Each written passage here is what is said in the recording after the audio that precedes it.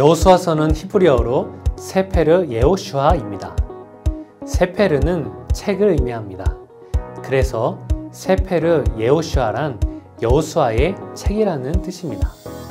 예호슈아는 여호와께서 구원하신다라는 뜻을 가지고 있습니다. 그 이름처럼 여호수아는 모세에 이어 이스라엘 백성을 이끌고 가나안 땅을 정복합니다. 여호수아를 헬라어로는 이에슈스라고 하는데요. 바로 예수님의 이름입니다.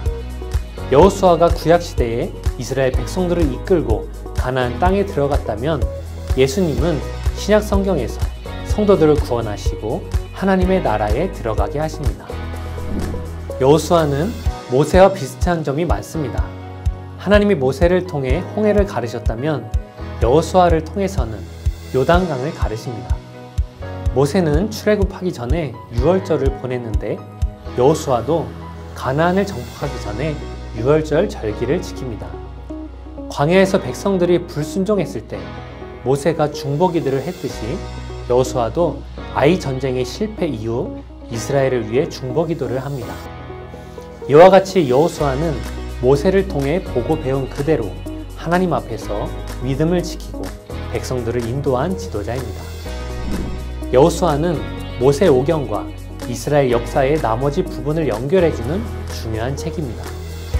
창세기부터 신명기까지 5권의 책을 모세 오경이라 부르는데 모세 오경이 여호와의 약속의 책이라면 여호수아는 그 약속이 성취되는 책입니다. 여호수아서는 크게 세 부분으로 나뉩니다. 1장에서 12장은 정복, 13장에서 21장은 땅 분배, 22장에서 24장은 여호수아의 2번에 걸친 고별 설교입니다. 먼저 1장에서는 모세가 죽고 여호수아가 새 지도자로 임명됩니다. 여호수아는 모세를 통해 보고 배운 대로 잘 준비되어 있던 믿음의 사람이었습니다. 하지만 하나님은 여호수아에게 무려 3번이나 반복하시면서 마음을 강하게 하고 담대히 하라고 말씀하셨습니다. 큰 일을 앞둔 여호수아에게 무엇보다 필요한 것은 강하고 담대한 마음이었습니다. 여호수아도 모세와 같이 이스라엘 백성들에게 하나님께 받은 언약에 순종할 것을 요청합니다. 2장에서 여호수아는 2명의 정탐꾼을 보냅니다. 여리고 왕이 정탐꾼들을 붙잡으려 하지만 라합이라는 여인이 정탐꾼들을 숨겨줍니다. 그리하여 이스라엘이 여리고를 공격할 때 라합과 라합의 가족들은 살려주기로 약속하고 창문에 붉은 줄을 달아놓게 합니다. 이스라엘 군대가 붉은 줄을 볼 때 라합의 집인 것을 알고 집 안에 있는 라합과 라합의 가족들을 살려주는 겁니다. 여기서 라합과 그의 가족을 안전하게 지켜준 붉은 줄은 신약에 나오는 예수님의 십자가 사건을 예표합니다. 십자가에 달리신 예수님을 믿는 사람은 라합과 같이 심판날에 구원을 받게 됩니다.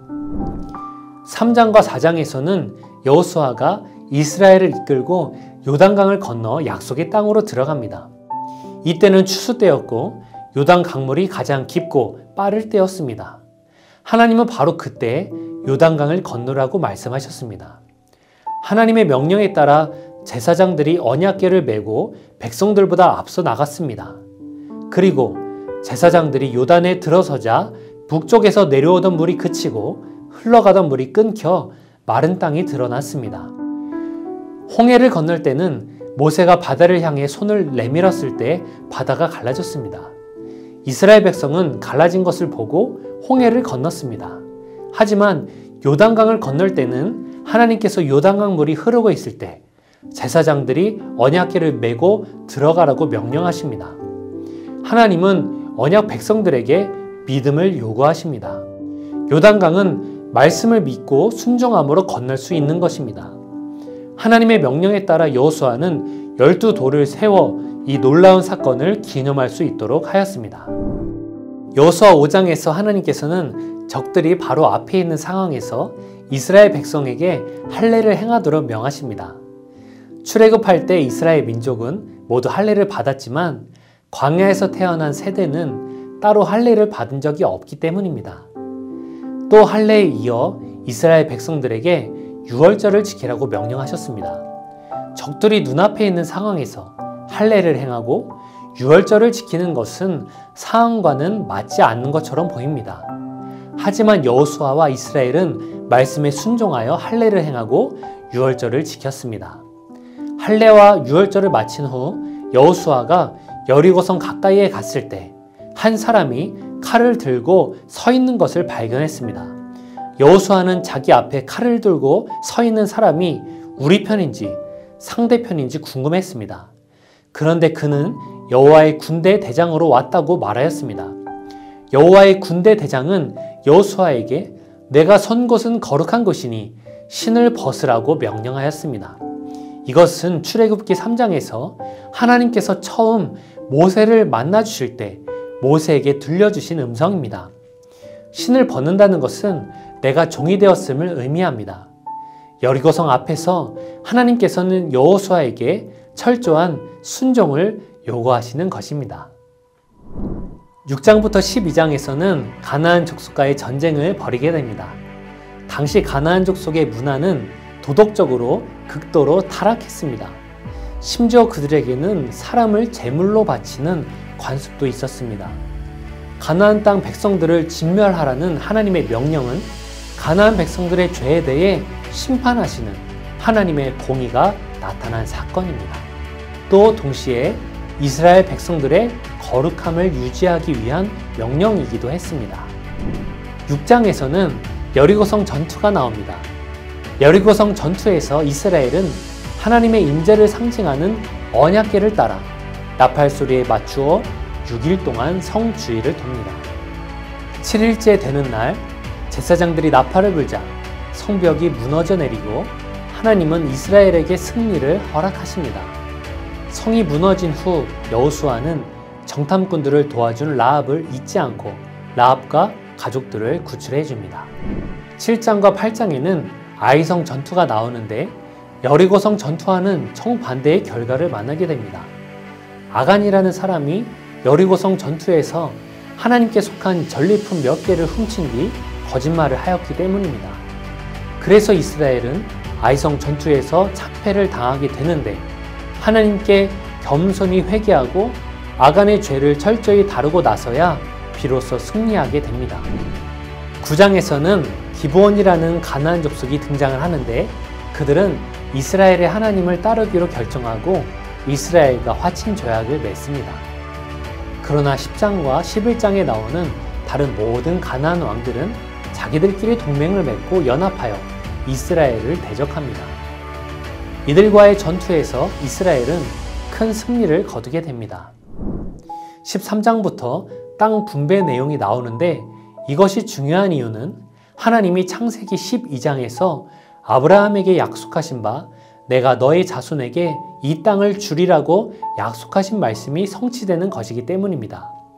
여호수아 21장 45절에서 여호와께서 이스라엘 족속에게 말씀하신 선한 말씀이 하나도 남음이 없이 다 응하였더라고 기록하면서 하나님의 약속이 성취되었음을 말씀하고 있습니다.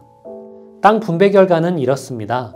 요단강을 중심으로 요단 동쪽에 2지파 반, 요단 서쪽에 9지파 반으로 분배하게 됩니다.